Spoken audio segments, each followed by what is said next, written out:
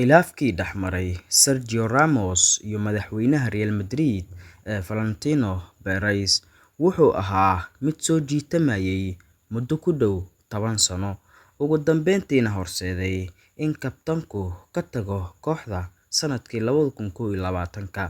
Haddaba saaxiibayaal, waxaan idinkaga soo diyaariyay 10 qodob ee ugu muhiimsan khilaafkooda.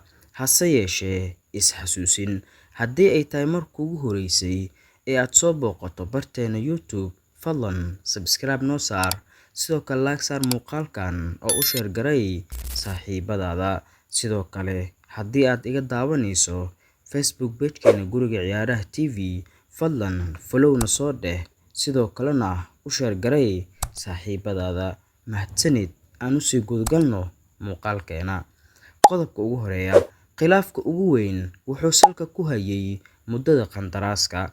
Ramos wuxuu dalbaday heshiis 2 sano ah si uu mustaqbalkiisa u xaqiijiyo, laakiin siyaasadda Real Madrid ee ciyaartoyda ka sareysa 30 sano ayaa waxay ahayd in loo kordhiyo 1 sano oo kaliya.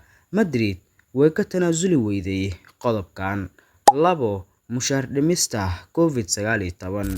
Intii uu jiray xanuunkii Covid-19, naadigu waxay ciyaartoyda weydiisatay inay 10% ka tanaasulaan mushaarkooda.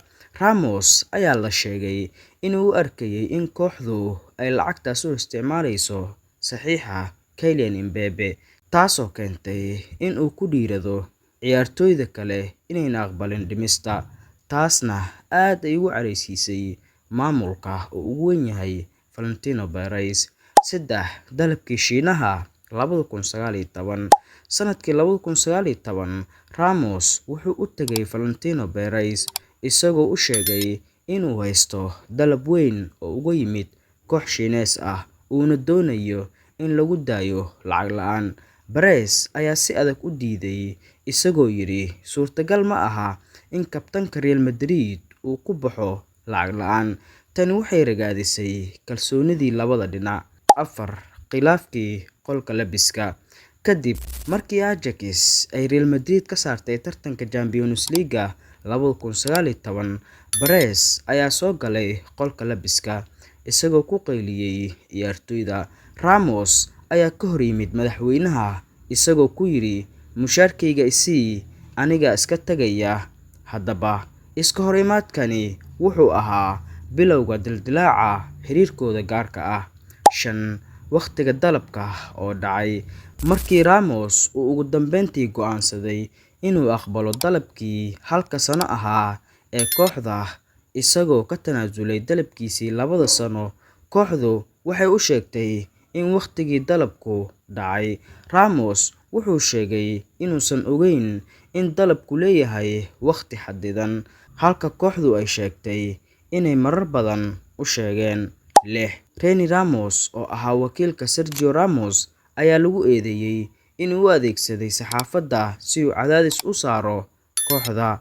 Hab-dhaqanka wakiilka iyo fariimaha dadban ee uu bixinayay ayaa waxay xumeeyeen jawiga wada-xaajoodka ee u dhexeeyay Ramos iyo Perez. 7.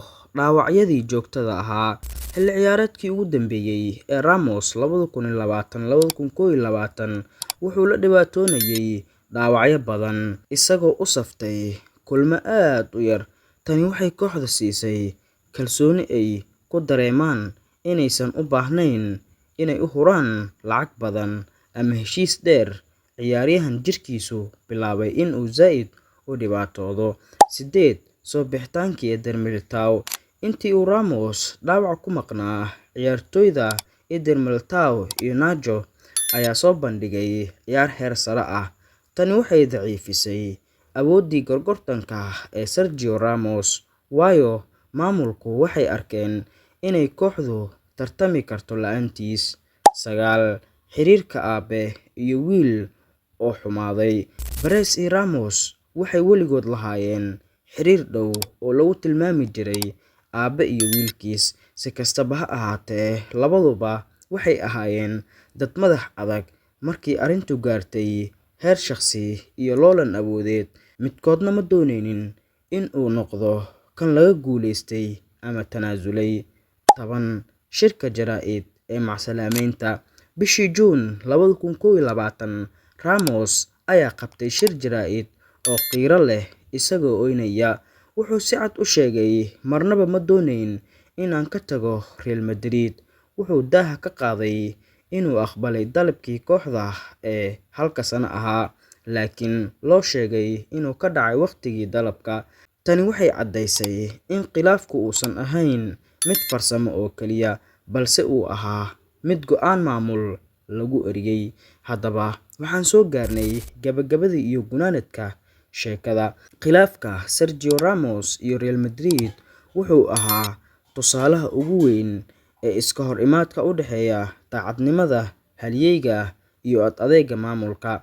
Waxay ku dhamaatay in Ramos uu waayo kooxdii uu calaamad u ahaa, halka Real Madrid ay ku adkaysatayba mabda'a ah in naadigu uu ka weyn yahay ciyaaryahanka, xitaa haddii uu yahay kabtanka taariikhda qoray. Inkasta oo uu si xanuun badan u baxay, haddana dhaxalkiisii garoonka Santiago Bernabeu wuxuu noqday mid aan la tirtiri karin, isagoo ku baxay magac halyey weyn oo ay gorgortan iyo awood isku seegeen maamulka.